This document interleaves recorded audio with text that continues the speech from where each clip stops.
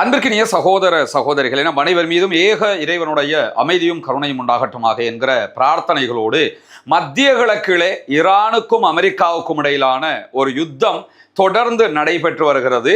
மாபெரும் யுத்தம் ஒன்று நடந்து அதிலே ஒரு யுத்த நிறுத்தம் ஏற்பட்டு மீண்டும் அந்த யுத்த நிறுத்தம் முரண்பட்ட நிலைக்கு தள்ளப்பட்டு மீண்டும் யுத்தமாக மாறி இருக்கிறது. இந்த நிலையில எப்பொழுது ஒரு யுத்த நிறுத்தம் ஏற்படும் என்பதையே யாராலும் கணிக்க முடியாத சூழலும் இருக்கிறது. மத்திய கிழக்கில் இருக்கக்கூடிய அரபு நாடுகள் அமெரிக்காவோடும் ஈரானோடும் பேச்சுவார்த்தைகளை நடத்தி கொண்டிருக்கின்றன. குறிப்பாக கத்தரும் பாகிஸ்தானும் பேச்சுவார்த்தைகளை தொடர்ந்து கொண்டிருக்கின்றன.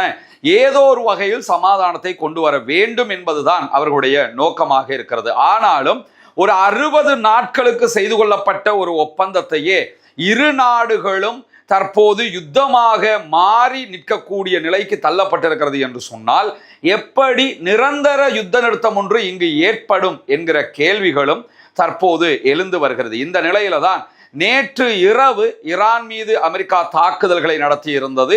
அதிலும் ஈரானுடைய புற்றுநோய் மருத்துவமனையின் மீது தாக்குதல்களை நடத்தி இருந்தார்கள். முன்கூட்டியே இந்த இடத்துக்கு அட்டாக் பண்ண போறோம் என்று அறிவித்த நிலையில அங்கிருந்த நோயாளிகள் 122க்கு மேற்பட்டவர்கள் வெளியேற்றப்பட்ட நிலையில் அந்த மருத்துவமனையை அமெரிக்கா தாக்கி அழித்திருக்கிறது. எனவே மருத்துவமனையின் மீதான தாக்குதலுக்கு பதிலடி என்கிற தலைப்பில் ஈரானும் இன்றைக்கு மிக கடுமையான தாக்குதல்களை மத்திய கிழக்கில் இருக்கக்கூடிய அமெரிக்காவினுடைய தளங்கள் மீது நடத்தி இருக்கக்கூடிய செய்திகள் வெளியாகி இருக்கிறது. அதற்கு மத்தியில இன்றைய நிலையில் அமெரிக்காவினுடைய யூகவ் அதே போன்று தி எகானமிஸ்ட் ஆகியவை இணைந்து ஒரு கருத்து கணிப்பீட்டை நடத்தி அதனுடைய பதில்களை அதனுடைய ரிசல்ட்டை ரிலீஸ் பண்ணி இருக்கிறாங்க. அந்த ரிசல்ட் மிக முக்கியமாக அமெரிக்க அதிபருக்கு ஒரு பின்னடைவை காட்டுவதாக அமைந்திருக்கிறது. 57% அமெரிக்கர்கள் ஈரான் மீதான யுத்தத்தை உண்டாக்குகிற முடிவு தவறு என்று நம்புகிறார்கள். 57%னாலே 50% தாண்டிட்டாங்க. அத்தனை பேருமே ஈரான் மேல ஒரு யுத்தத்துக்கு நம்ம போயிருக்க கூடாது என்று நம்புகிற செய்திகள் வெளியாகி இருக்கிற அதே நேரம் வெறும் 27% மாத்திரம்தான் ஈரான் மேல யுத்தம் நடத்தியது சரியானது என்று நம்புகிற நிலையில இந்த தாக்குதல்கள் இந்த யுத்தம் இன்னும் ஓராண்டுக்காவது நீள்வதற்கான வாய்ப்பு இருக்கிறது என்று அமெரிக்கர்கள் நம்புகிறார்கள் என்கிற செய்திகளும் இன்றைக்கு வெளியாகி இருப்பதை நம்ம பார்க்க முடிகிறது. அதே நேரம் ஈரானுடைய உள்கட்டமைப்புகள் மீதான தாக்குதல்கள் தொடர்ந்தால், ஏன்னா அமெரிக்க அதிபர் டொனால்ட் ட்ரம்ப் விடுத்திருக்கக்கூடிய அறிவிப்புல ஈரானுடைய பாலங்கள் பொதுமக்களுடைய நிலைகள் என்று பல இடங்களை நாங்கள் அட்டாக் பண்ண போறோம் என்று வெளிப்படையாகவே சொல்லி இருக்கிறாரு. இது தொடர்பாக இன்றைக்கு ஈரானுடைய IRGC வெளியிட்டிருக்கக்கூடிய அறிவிப்புல என்ன சொல்றாங்கன்னு கேட்டா, ஈரானுடைய உள்கட்டமைப்புகள் மீதான தாக்குதல்களை அமெரிக்கா தொடர்ந்தால் அமெரிக்காவுக்கு எதிராக அமெரிக்காவினுடைய நலன்கள் மீதும் அமெரிக்காவினுடைய அரபு நாடுகளில் இருக்கக்கூடிய தளங்கள் மீதும் மிக கடுமையான நொறுக்குகிற தாக்குதல்களை நடத்துவோம் என்கிற அறிவிப்பை விடுத்திருக்கக்கூடியதை நம்ம பார்க்க முடியும். ஈரானுடைய IRGCயின் ஊடக பிரிவாக செயல்படக்கூடிய ஹாத்தமல் அன்பியா படைப்பிரிவினுடைய செய்தி தொடர்பாளர் பிரிகேடியர் இஸ்மாயில் பகாயி வெளியிட்டிருக்கக்கூடிய அறிவிப்புல என்ன சொல்றாருன்னா, ஈரானுடைய உட்கட்டமைப்புகள் மீதான எந்த ஒரு அமெரிக்காவினுடைய தாக்குதல்களும் பிராந்திய உட்கட்டமைப்பு மீதான தாக்குதல்கள் மூலம் மிக கடுமையாக பதிலடியாக அமையப்பெறும் என்று சொல்லி இருப்பது மட்டுமல்லாமல், ட்ரம்ப் தன்னுடைய அச்சுறுத்தல்களை நடைமுறைப்படுத்தினால், எங்களுடைய உட்கட்டமைப்புகள் மீது நிஜமாகவே தாக்குதல்களை நடத்தினால் பிராந்தியத்தில் இருக்கக்கூடிய அனைத்து உட்கட்டமைப்புகளும் ஈரானுடைய சக்தி வாய்ந்த ஆயுதப்படைகளுடைய தாக்குதல்களால் நொறுக்கப்படும் என்று சொல்லக்கூடிய இஸ்மாயில் பகாயி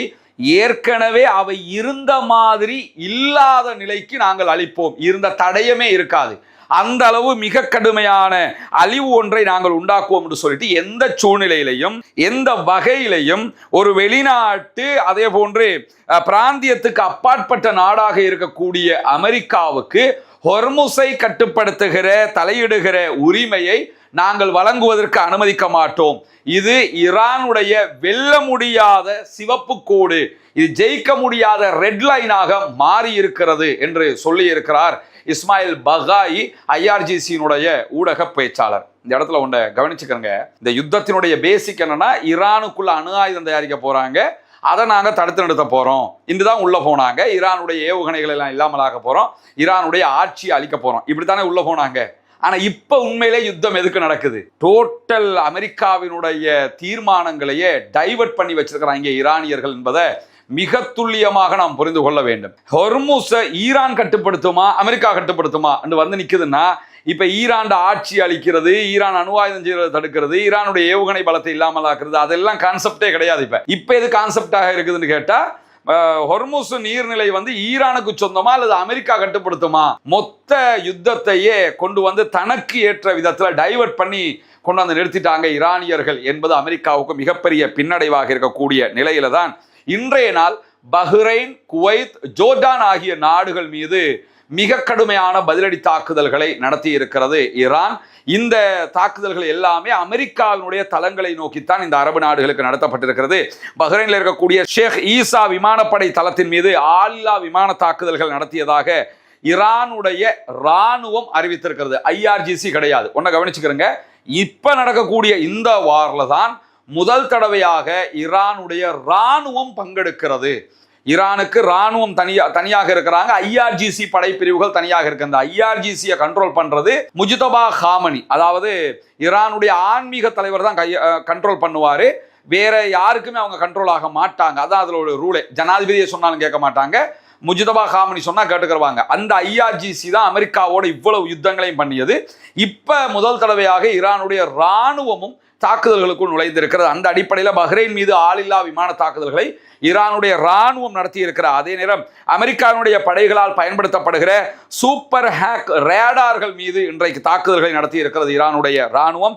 பேட்ரியாட் அமைப்புகள், வருகிற ஏவுகணைகளை தடுக்கிற அமெரிக்காவினுடைய தேட் மாதிரியான பேட்ரியாட் அமைப்புகள் உள்ளிட்ட தகவல் தொடர்பு, அதே போன்று ரேடார் அமைப்புகள் மேல இந்த தாக்குதல்கள் உக்கிரமாக நடத்தப்பட்டிருக்கிற அதே நேரம் அதே தளத்தின் மீது இன்றைக்கு IRGCயும் பேரழிவை ஏற்படுத்தக்கூடிய தாக்குதல்களை நடத்தி இருப்பதாக செய்திகளை வெளியிட்டிருக்கிறார். ஒரே இடம் 2 தரப்பாரும் தாக்குதல்களை நடத்தி இருக்கிறார்கள். வான்வழி, அதே போன்று உளவு கட்டுப்பாட்டு ரேடார்கள் மீது இந்த தாக்குதல்கள் நடத்தப்பட்டிருக்கிறது. அதே போன்று போர் விமானங்களுக்கான எரிபொருள் நிரப்புகிற நிலையங்கள் மீதும் நாங்கள் தாக்குதல்களை அளித்து அவற்றை அளித்திருக்கிறோம் என்று IRGC விடுத்திருக்கக்கூடிய செய்தியில சொல்லியிருப்பது மட்டுமல்லாம, குவைத் மீது ஆளில்லா விமானம் மற்றும் ஏவுகணை தாக்குதல்களை நடத்தியதாக ஈரான் பொறுப்பேற்றிருக்கிறது. ஈரானுடைய IRGC விடுத்திருக்கக்கூடிய அறிவிப்புல ஆளில்லா விமானங்கள் மூலமாகவும் ஏவுகணைகள் மூலமாகவும் ஒருங்கிணைந்த தாக்குதல்கள் நடத்தப்பட்டிருக்கிறது என்கிற செய்திகளை வெளியிட்டிருக்கிறார்கள். அலி அல் ஷலேமில் இருக்கக்கூடிய அமெரிக்காவுடைய விமானப்படை தளத்தின் மீது, செயற்கைக்கோள் தகவல் மையத்தின் மீதெல்லாம் தாக்குதல்கள் நடத்தப்பட்டிருக்கிறது. அதே போன்று அங்க இருக்கக்கூடிய அமெரிக்காவுடைய முன்கூட்டிய தகவல் சொல்லக்கூடிய ரேடார்கள் மீது தாக்குதல்கள் நடத்தப்பட்டிருக்கிறது. அல் ஷாபாவில் இருக்கக்கூடிய அமெரிக்காவுடைய ராணுவ துறைமுகத்தையும் குறிவைத்து தாக்குதல்கள் நடத்தி இருக்கிறோம் என்கிற செய்திகளை இன்றைக்கு IRGC விடுத்திருக்கக்கூடிய நிலையில தான் இந்த தாக்குதல்கள் நடத்தப்பட்டது தொடர்பாக IRGC விடுத்திருக்கக்கூடிய அறிவிப்புல அங்க இருக்கக்கூடிய குவைத் மக்களுக்கு ஒரு அறிவிப்பை நேற்று ஜோர்டானுக்கு விடுத்த மாதிரி அறிவிச்சிருக்கிறாங்க. பலஸ்டைன், லெபனான், ஈரான், யமன் ஆகிய பகுதிகளில் அப்பாவி பொதுமக்கள் மேல அமெரிக்கா தாக்குதல் நடத்தி வருகிறது. எனவே அமெரிக்காவினுடைய தாக்குதல்கள் நிறுத்தப்பட வேண்டும். அமெரிக்கா இந்த பகுதிகளிலிருந்து படைகளை அப்புறப்படுத்த வேண்டும். அது நடக்காத வரைக்கும் நாங்கள் தாக்குதல்களை நடத்துவோம். அந்த படைகள் அப்புறப்படுத்தப்பட வேண்டும் என்று நீங்கள் போராட்டங்கள், அரசாங்கத்திற்கு கோரிக்கைகளை முன்வைக்க வேண்டும் என்கிற தகவல்களையும் இன்றைக்கு அவர்கள் வலியுறுத்தி இருக்கிற அதே நேரத்தில் உலகத்தில் எந்த ஒரு சக்தியாலும் ஹொர்முஸ் நீர்நிலை மீதான ஈரானுடைய உரிமையை பறிக்க முடியாது என்று சொல்லி ஈரானுடைய முன்னாள் வெளியுறவுத்துறை அமைச்சரும் இப்போதைய உச்ச தலைவருடைய, ஆன்மீக தலைவருடைய ஆலோசகருமாக இருக்கிற அலி அக்பர் விடுத்திருக்கக்கூடிய அறிவிப்புல இன்னைக்கு நம்ம பார்க்க முடியும். ஈரானுடைய தேசிய தொலைக்காட்சியோடு ஒளிபரப்பி இருக்கக்கூடிய இந்த செய்தியில ஹொர்முஸ் நீர்நிலை என்பது ஈரானுக்கு சொந்தமானது.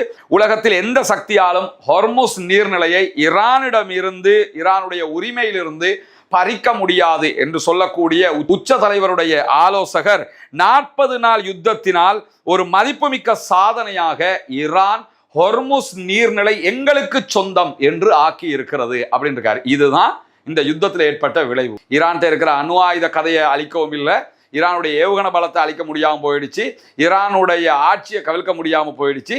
சும்மா கடந்த ஹொர்முஸை வந்து ஈரான் எங்களுக்கு என்று உரிமை கொண்டாடுகிற அளவுக்கு கொண்டு போய் விட்டதுதான் தற்போது ட்ரம்ப் செஞ்சிருக்கக்கூடிய புடுங்க தேவையில்லாத ஆணியை புடுங்கின வேலையை தான் அவர் செஞ்சிருக்கிறாருங்கிறத நம்ம புரிய முடிகிறது. அதே நேரம் ஜோர்டானுடைய விமானப்படை தளத்தின் மீதும் ஏவுகணை தாக்குதல்கள் நடத்தி இருக்கிறதாக IRGC உரிமை கோரி இருக்கிறது. ஜோர்டானுடைய அஷ்ராக் விமானப்படை தளத்தின் மீது ஆளில்லா விமான தாக்குதல்கள் நடத்தியதாக ஈரானுடைய ராணுவமும் உரிமை கோரி இருக்கிறது. இந்த இடத்துல ஜோர்டான் மீதும் ஈரானுடைய ராணுவம் அட்டாக் பண்ணி இருக்கிறாங்க. அதே போன்று IRGCயும் தாக்குதல்களை நடத்தி இருக்கிறார்கள். IRGCயினுடைய அட்டாக்ல ஜோர்டானுடைய அல் அஷ்ராக்ல இருக்கக்கூடிய மிகப்பெரிய தளத்தில் இருந்த அமெரிக்காவுடைய போர் விமான சேமிப்பு குடோன் அதன் மீது தாக்குதல்கள் நடத்தப்பட்டிருக்கிறது. மேற்கு ஆசியாவினுடைய புதிய அமெரிக்க கட்டளை மற்றும் கட்டுப்பாட்டு மையத்தின் மீதும் தாக்குதல்கள் நடத்தப்பட்டிருக்கிறது என்கிற செய்திகள் வெளியாகி இருக்கிறது.